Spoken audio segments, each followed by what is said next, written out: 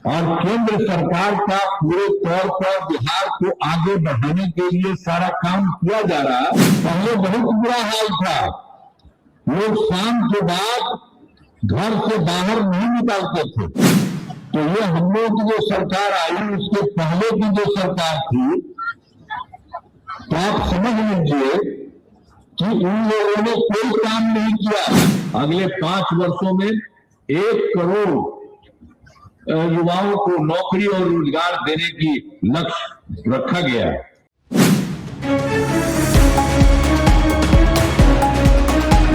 जय हिंद दोस्तों, मैं हूं संतोष गुप्ता और आप देख रहे हैं अनुभवी आंखें न्यूज। अगर आपने चैनल को अब तक सब्सक्राइब नहीं किया है तो सब्सक्राइब जरूर करें, क्योंकि महत्वपूर्ण खबरों और आपके आसपास के घटित घटनाओं की जानकारी अनुभवी आंखें विश्वसनीयता के साथ लेकर आपके समक्ष आती है। आज हम बिहार की बात करते हैं। बिहार क्या बदल गया है? आप जरा बताइए कि क्या बिहार बदल गया है? अगर आप नहीं बता पा रहे हैं तब भी यह खबर जरूर देखिए, क्योंकि अब बिहार बदल रहा है। जी हां, एक नए संकल्प, दृढ़ विश्वास के साथ बिहार बदल रहा है। कुछ ऐसा ही हमारे मुख्यमंत्री नीतीश कुमार ने लोगों से कहा है। लोगों से उन्होंने कह दिया है कि अगले 5 सालों में, यानी कि 5 वर्षों के अंदर बिहार उन विकसित राज्यों के लिस्ट में शामिल हो जाएगा जो देश में सबसे ज्यादा विकसित है। ध्यान से सुनिएगा, बिहार भारत के उन तमाम विकसित राज्यों की सूची में 5 वर्षों में शामिल हो जाएगा। यानी 5 साल जो है बिहार का, यह बेहद महत्वपूर्ण है और इस 5 सालों में बिहार की गति बहुत तेज आगे बढ़ने वाली है और यह इसकी दिशा भी बदलने वाली है। मुख्यमंत्री नीतीश कुमार ने आश्वस्त किया है कि अब बिहार आगे बढ़ जाएगा। मुख्यमंत्री नीतीश कुमार ने कहा कि देवतुल्य अपनी जनता को मैं आश्वस्त करता हूं, उनसे कहता हूं कि अब बिहार तमाम विकसित राज्यों की सूची में अगले 5 वर्षों में शामिल हो जाएगा। उन्होंने कहा कि आप जानते हैं कि पहले बिहार की स्थिति क्या थी और अब किस तरह बिहार में बदलाव हुआ है। उन्होंने सभी सेक्टर के बारे में जानकारी दी। एक समृद्धि यात्रा भी निकालने जा रही है सरकार। आपको बता दें कि बिहार में उन्होंने कहा कि शिक्षा की हालत खराब थी, बच्चे स्कूल नहीं जाते थे, इलाज के लिए लोगों को दूसरे राज्यों का रुख करना पड़ता था। उन्होंने कहा कि अब यह सारी स्थिति बदल गई है, शिक्षा बदल गया है, स्वास्थ्य बदल गया है, सड़कें, कृषि, रोजगार और महिला सशक्तिकरण, हर क्षेत्र में बड़े पैमाने पर काम हुआ है। जी हाँ, इस बात को तो हम सभी नकार नहीं सकते हैं कि बिहार में बदलाव हो रही है, काम भी हो रहा है, लेकिन और बेहतर काम होने के लिए बेहद मजबूत इच्छा शक्ति की जरूरत है, जो अब देखने को मिल रही है।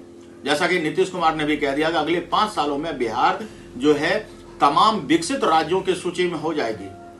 हमें विशेष राज्य का दर्जा मांगने की जरूरत ही नहीं होगा। हम इतना काम कर देंगे कि यह सभी तमाम उन विकसित राज्यों के सूची में शामिल होगी। निश्चित रूप से हमें लगता है कि अगर दृढ़ इच्छा शक्ति के साथ किया जाए काम तो निश्चित रूप से पूरा होगा।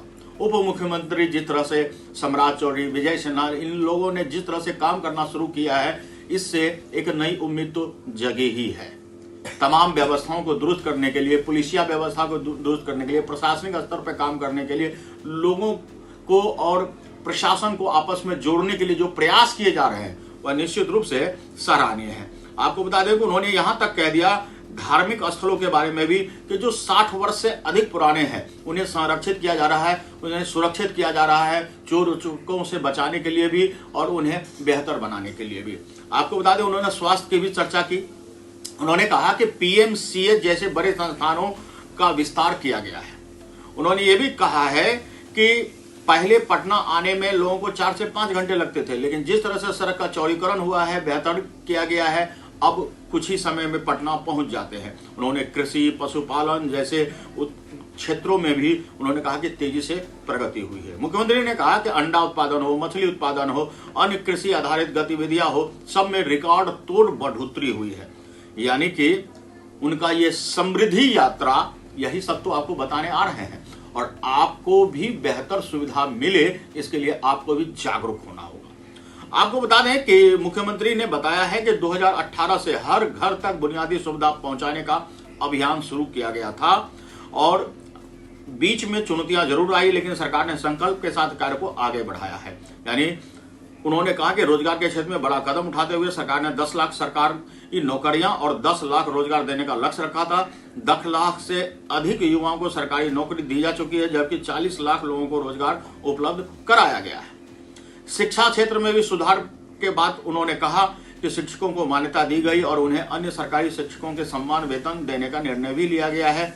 और महिला सशक्तिकरण को लेकर के भी पंचायती राज संस्थाओं में महिलाओं को 50% आरक्षण और सरकारी नौकरियों में 35% आरक्षण दिया गया है। मुख्यमंत्री ने यह भी दावा किया कि हर वर्ग, हर समाज और हर क्षेत्र के लिए ईमानदारी से काम किया जा रहा है। जहां कहीं विकास कार्यों में कमी रह गई थी, उन्हें पूरा करने का संकल्प लिया गया है। 2024 से फरवरी तक पूरे बिहार में शेष कार्यों को देखते हुए जो विकास कार्यों को तेजी से उसे पूरा करने का लक्ष्य रखा गया था। और उन्होंने कहा, हम सभी का लक्ष्य समृद्धि, विकसित और आत्मनिर्भर बनाना बिहार है। इसी संकल्प के साथ हम निरंतर आगे बढ़ रहे हैं। उम्मीद है कि हम इस संकल्प को पूरा कर पाएंगे। निश्चित रूप से बिहार आगे बढ़े, हमारा बिहार है। हम कहते हैं गर्व से कि हम बिहारी हैं और बिहार को विकसित होना ही चाहिए। अगर गुजरात का रूपरेखा बदला जा सकता है और विपक्ष जिस पर खूब चुनाव के समय तंज कसते हैं, यहां तक कि प्रशांत किशोर ने भी तंज कसा कि अगर गुजरात में उद्योग धंधे लग सकते हैं तो हमारे बिहार में क्यों नहीं। नई ट्रेनें बिहार से तो चला देते हैं सिर्फ पलायन के लिए, यहां विकास के लिए उद्योग धंधे क्यों नहीं लगते हैं। तो मैं एक बार फिर से मुख्यमंत्री जी से भी कहूंगा कि मुख्यमंत्री जी, उप मुख्यमंत्री जी सभी मिलकर मजबूत इच्छा शक्ति से जिस तरह से बिहार को बदलने के लिए दृढ़ संकल्पित हैं, ऐसे में सबसे पहले तो उद्योग धंधों और उन्हें लगाने वालों को सुरक्षा की गारंटी ये जरूर दें, क्योंकि बिहार में अपराध की वजह से भी खूब जाना गया और अपराध की वजह से ही यहाँ से उद्योग धंधे सब धीरे धीरे बंद होते चले गए। चाहे वो कागज उद्योग हो, शुगर मिल हो या फिर यहाँ मॉर्टन टॉफी जैसे, अशोक पेपर मिल जैसे बड़े बड़े उद्योग क्यों ना हो। इन सब को अब फिर से जीवित करने की जरूरत है। और जाते जाते हम कहेंगे कि अमित शाह ने 25 बिहार को शुगर फैक्ट्री देने की बात कही थी, जिनमें एक फैक्ट्री बनमनखी को देने की बात कही गई थी, वह पूरा करें। साथ ही बिहार बदल रहा है तो बिहार की गति को और तेज गति से आगे बढ़ाने के लिए यहाँ उद्योग धंधे और पलायन को रोकने के लिए यहाँ व्यापार और फैक्ट्रियां लगनी चाहिए, ताकि लोग, गरीब मजदूरों को रोटी मिल सके। बाहर के राज्यों में जाकर जो पैसा वो कमाते हैं, अगर उससे कम भी अगर मिलता है, यानी 25% कम भी मिलता है, अगर सपोज कीजिए कि बाहर जाने के बाद उन्हें 20,000 की तनख्वाह मिलती है, तो कम से कम बिहार में अगर उसे 20,000 की जगह 15,000 मिल जाए तो वो बिहार से बाहर नहीं जाना चाहेंगे, अपने बीवी बच्चों, बूढ़े माँ बाप के साथ रहना चाहेंगे।